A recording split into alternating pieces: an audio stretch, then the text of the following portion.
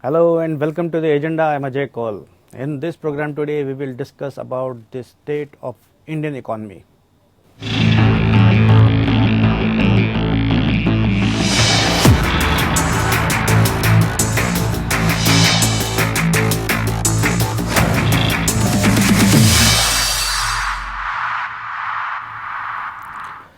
High inflation, high unemployment, and low growth. This is the state of the country's economy right now. While the government and RBI are saying everything is being done to revive growth and control inflation, many experts feel enough is not being done. So, are the policies of the government on the right track? We will analyze this in the agenda today. We have with us two experts on economy, Professor Arun Kumar and Professor Aman Agarwal. For the last several weeks, the country has been witnessing a high rate of inflation. This is adding to the concerns at a time when country is ridden with growing unemployment and reduced economic growth. A major reason behind the high rate of inflation is the high and ever-increasing oil prices, which is having a spiral effect on the prices of other products. While concerns are being articulated over the high fuel prices, the government appears to be in no mood to reduce on these products, as it is providing an avenue to garner the maximum revenues. In the monetary policy announced in June, the RBI projected the consumer price index inflation at 5.1% during 2021-22. However, economists feel that the inflation may average above that level in the current financial year. India's largest rating agency, CRISIL, has forecast 5.3% inflation in the financial year 2021-22. On 16 June, former World Bank chief economist Kaushik Basu tweeted that the current growth inflation trend indicates stagflation and said all the government expenditure should be directed to help small businesses and the poor. The RBI has cut the key lending rate repo by 250 basis points since February 2019. It has retained the repo rate at which it lends short-term funds to banks at 4% in the last 6 consecutive monetary policies. The GDP growth, which showed improvement post the first wave, is yet again facing challenges due to the second wave. The RBI has lowered the growth projection to 9.5% for the current financial year from 10.5% before. In the June policy review, the RBI said the focus is towards a growth-supportive, accommodative stance as long as necessary. But economists find that price stability is the primary objective for the RBI, and the central bank can't ignore high inflation if it persists for a prolonged period. Bureau Report. Now, let's welcome our guests, Professor Arun Kumar and Professor Aman Agarwal. Welcome to the program, both of you. So, I'll first go to Professor Arun Kumar about the state of economy, right? Like we have high, inflation is high, unemployment is high, but growth is low. So, what does it tell us about the economy?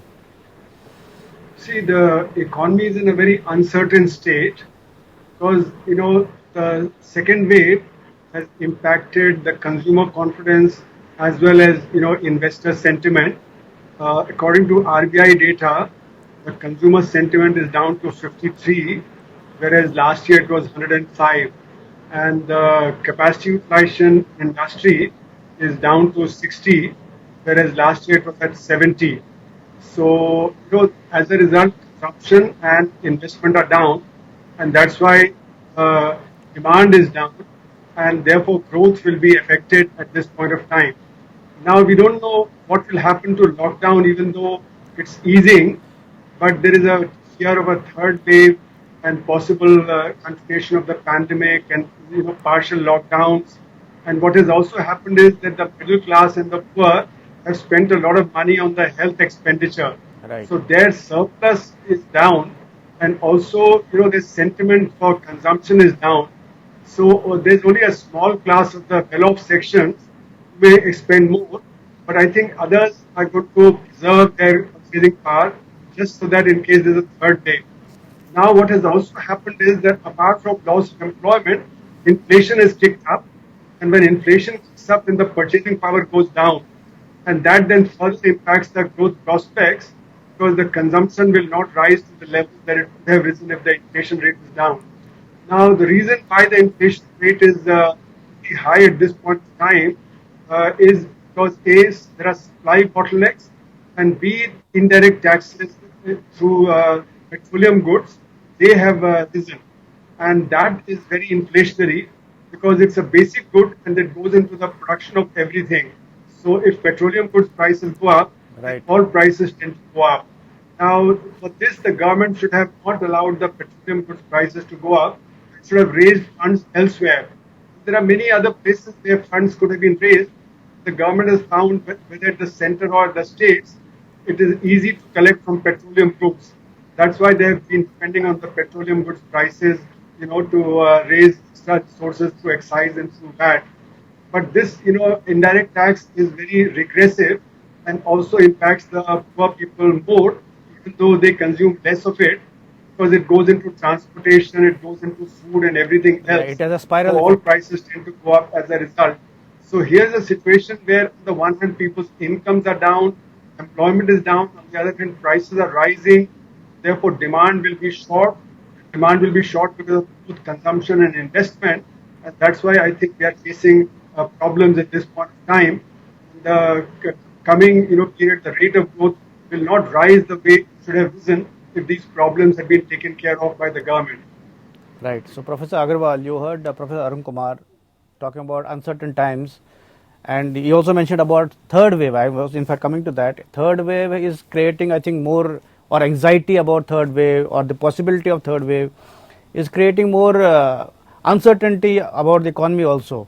So, what do you say about that?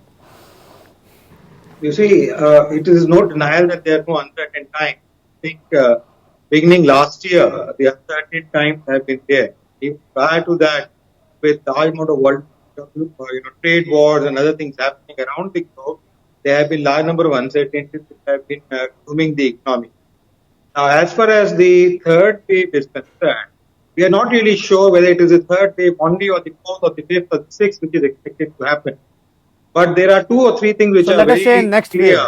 from data and from the information we have at hand. That one is that we are much better prepared in each subsequent waves.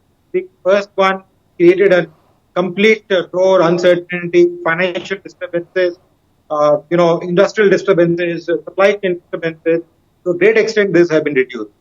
The second wave brought the lacuna of the hospital framework or the pharmaceutical structures of medication, medicine available for various problems which are coming out of COVID and others.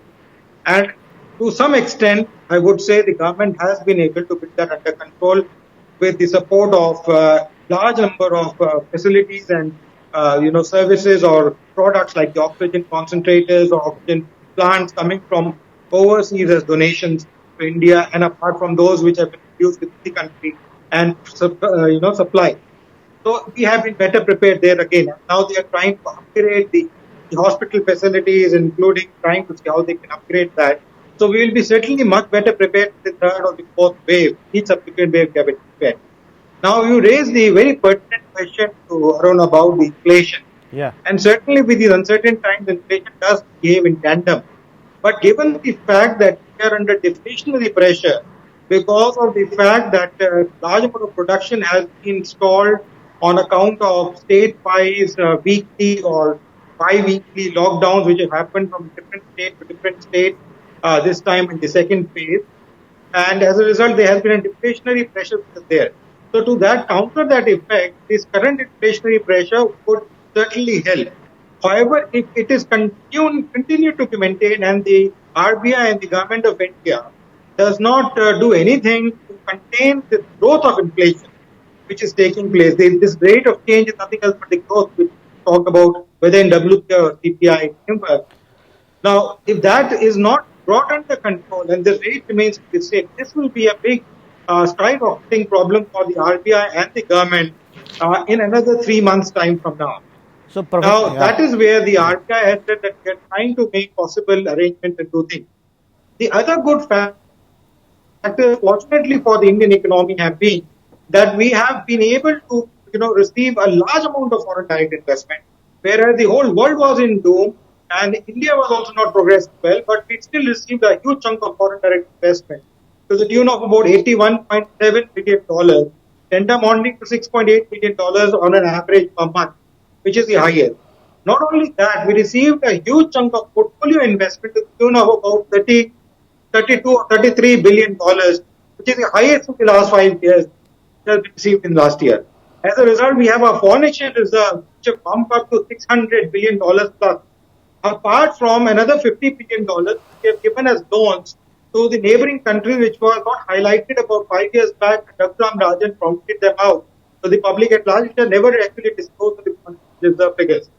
Now, so we do have that comfort zone. And now RBI is also looking at, as they announced, the RBI government announced in the recent monetary policy and later on, that they are actually looking at how they go about managing this money appropriately so that this can be more productive than just lying idle money, or in terms of gold, or in terms of SDRs or deposits and so forth.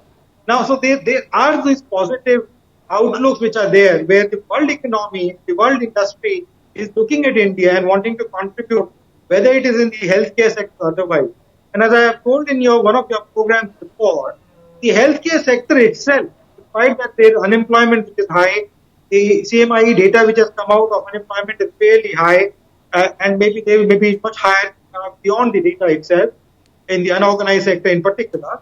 But the fact that the healthcare sector needs revamping and growth to not only match COVID, but other problems and other healthcare problems, we need to expand our healthcare sector to the tune of 5 times of the current capacity. Right. If we want to meet the basic requirements of the people of the country, throughout the country, and not big cities, rural, small, urban, semi-urban, all areas. Yes. Now, that itself will actually bring out a huge chunk of MSME driving growth, employment driving growth, both in the skilled, unskilled, labor, nurses, doctors. You talk of engineers, management experts, hospital management experts, and other paraphernalia which are locked in with. Yeah, I think we lost the Professor Agarwal. So you were talking about various aspects of the economy. So I would like to point out about inflation. I mean, as Professor Agarwal also pointed out, inflation, inflation is rising. So how can you tame inflation if fuel prices are rising? Because fuel prices have a spiral effect. So that is where the government policies are being questioned. Correct. Just to continue, just end with one line. Yeah. I was saying with the hospital sector, you have the food, the textile, large number of other industries that actually and we get a boost, we get to boost the healthcare itself, which has been a very low subdued sector which has not been provided to the nation in the past. Now, when you talk about this inflation controlling, quite a few factors, and you rightly said fuel is one of the key factors as of now, which is fueling this inflation which we are seeing today. Right. Extensively. Right. Also, if you look at 1 year back, the fuel was actually roughly around, $20 a barrel or so. Today, the fuel is around $70 a barrel. But, that is not something which actually turns the fuel around, because large chunk of the fuel is bought in contracts. And those contracts are signed for a period of 3 to 5 years these days, as against 20, 25 years, 20 years back. Now, when these are long-term contracts, and most of these contracts have been signed in the range of $55 a barrel to $65 a barrel, where almost about 95 to 98% of oil consumption is actually imported. So the oil prices don't vary. However, the market-driven mechanism which was adopted by the previous regime government has actually created a where the oil companies have been telling that the markets are changing and the prices are changing. Now this misnomenclature needs to be changed. Secondly, we have the oil pool account which the Indian Institute of Finance suggested way back in 1989 when N.D. Tiwari implemented it. And this oil pool account has reserves which get treated from the tax collection through oil and all. Now those have been used in the past. They can again be used to actually stabilize these oil prices and help give relief to the sector and even relief to the inflation. Right. Third, the taxes which have increased extensively in the last 1.5 years, when the oil price internationally has fallen also, and our contract prices has also fallen, that buffer is there with the government, which they can actually reduce for a period of 2 to 3 months or maybe 6 months. Correct. And then, like we did in the GST recently, they can do that. Okay. The Yeah. fourth thing is that they could also introduce the oil, which has been a long pending demand, in the GST framework, even with 100% surcharge of the highest level of 28%. There will be a reduction of almost about 40% in the fuel impact onto the common consumer. But I think the government is using it to garner more revenues because they say we have to do spending also. So I think they are using that. So Professor Arun Kumar, I come to you. So in this situation, when the inflation is high and I mean employment is low, so what should be the role of the RBI in this situation? Should it focus on inflation or growth? So, RBI's role is very limited. It cannot do much on inflation because it's not a monetary phenomenon. As we were discussing, petroleum goods prices are high largely because taxes have been raised. Right. Otherwise, the prices could be at least, 30 rupees less per liter if the taxes are lowered. But the government is using, petroleum goods as a cash cow, easy to raise money from. Yeah. But this is the wrong strategy because you see, indirect taxes tend to be inflationary and they impact the consumption bundle of the poor people, especially who depend on energy. So therefore, it's a wrong strategy, and the fund should be raised from somewhere else. Now, regarding growth, for instance, RBI is helpless because it has lowered the reverse repo rate and the repo rate very substantially in the last 1.5 years, and that has had no impact. And the reason is very clear that when demand is low, and we know that capacity utilization is around 60%, so then investment will not take place, consumption will be less than what it should be. So if both consumption and investment are low, then RBI is helpless. So we are in some kind of a liquidity trap, and therefore cutting interest rates or raising interest rates will not have any impact. So we can rule out RBI's impact on the either growth or on inflation. It's the government which has to look at its policies to lower inflation and to raise growth. And how can it do that? What it needs to do is it Yeah. needs to borrow funds where they are available. For instance, at the moment, 4 lakh crore is being deposited by banks in the RBI at reverse repo rate. And the RBI is telling them to lend it out to the industry, and they are saying that industry is not coming forward to either demand or we are worried about NPAs. Right. So therefore, the demand for credit is low and the offtake of credit is low. So at this point of time, what needs to be done is to boost demand in the economy. When demand is boosted, then of course the industry will work at higher capacity, and then investment will take place. And so for that, government can borrow funds that are there with the banks which are surplus. It can also get funds from the stock market by capital gains tax, because huge amounts of capital gains have been made in the stock market. People have become billionaires, in the last 1.5 years, where a large number of people have lost employment. So inequality has increased. So I think there are other sources of funds, and this is the worst way of raising funds by raising funds on basic items like petroleum goods and so on. Yeah. So I think government needs to reformulate its policy. And lastly, the budget has also gone completely haywire because the budget was drafted on the premise that there will be a 14% rate of growth, but that's not going to happen. Therefore the revenues will be short, and there'll be requirements for expenditures, especially for vaccination and for health sector, etc. But let me also add that we cannot ramp up our health sector structure very quickly because we cannot train doctors and nurses overnight. When we set up the emergency hospitals and so on in the last 1 year, there was a tremendous shortage of nurses and doctors. Most patients complained that there was no care being taken.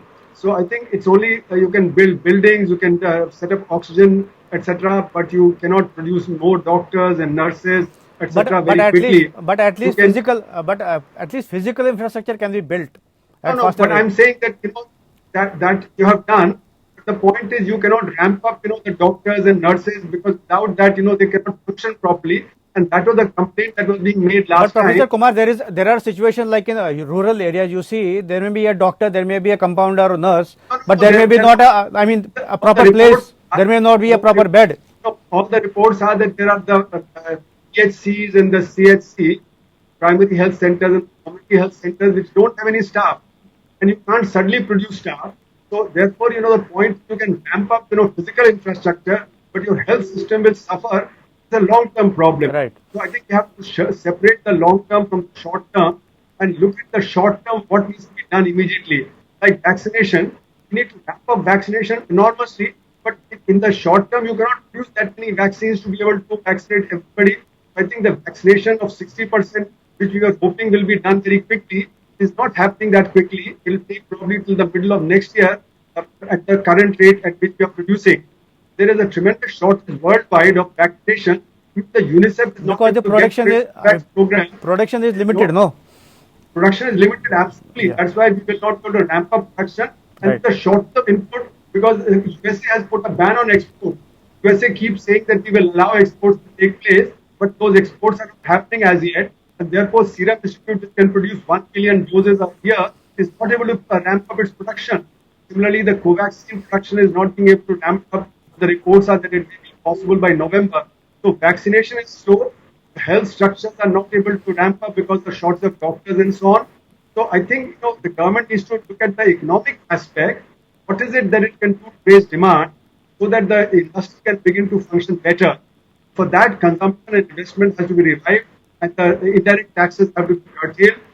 Funds have to be borrowed from the excess surplus fund that's available with some groups of people. Right.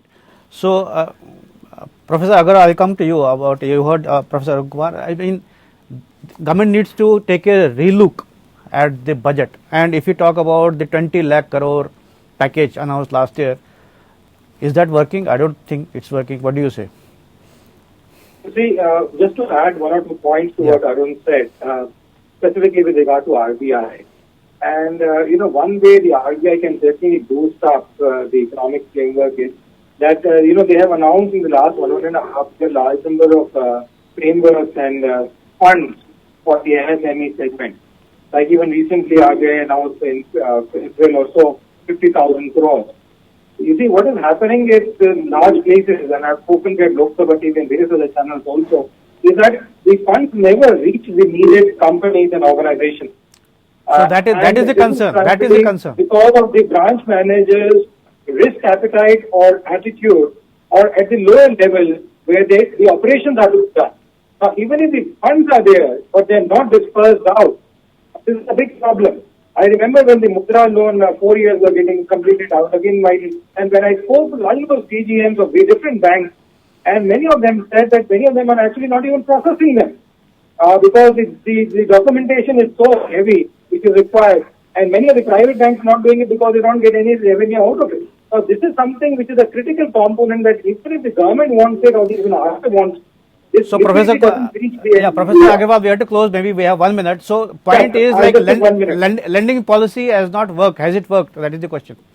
This is where one of the big problems is. Secondly, as you said, inflation is there. I think the inflation is not a key concern today, but it is going to be a key concern tomorrow. But that is something which the RBI can take under control. The government can bring it under control if they are able to control the fuel prices, which some of the means which I have suggested at the program before. Apart from the hospital thing, there are a large number of, the government announces that you are going to do it through Ayushman and others. There are a large number of doctors which are already available. Similarly, nursing programs are short-term programs. These are not long-term programs. Thirdly, if you are actually calling for the second year, third year and fourth year MBBS students who can actually be called immediately on service. Yeah, that is for emergency needs. So that is emergency needs. So the next 6 months to a year, we can actually use them for the internship program which they're supposed to do live otherwise, under the guidance of a doctor in the area, which can actually supply that gap which is there by the time they're actually more available. But healthcare needs an overhaul. In the long term, rather. It can't be in the, knee-jerk reaction. Correct. But emergency situation right now requires some emergency measures. But our time today is over. This program time is over. So we had to conclude. But thank you both of you for participating in this debate today. Thank you. This is all in the agenda today. Thanks for watching. Dear viewers, from next week, the agenda program will become a weekly show and will be telecast on the weekends. Meanwhile, I'll be back with another important and interesting topic tomorrow. Till then, take care and stay safe. Bye.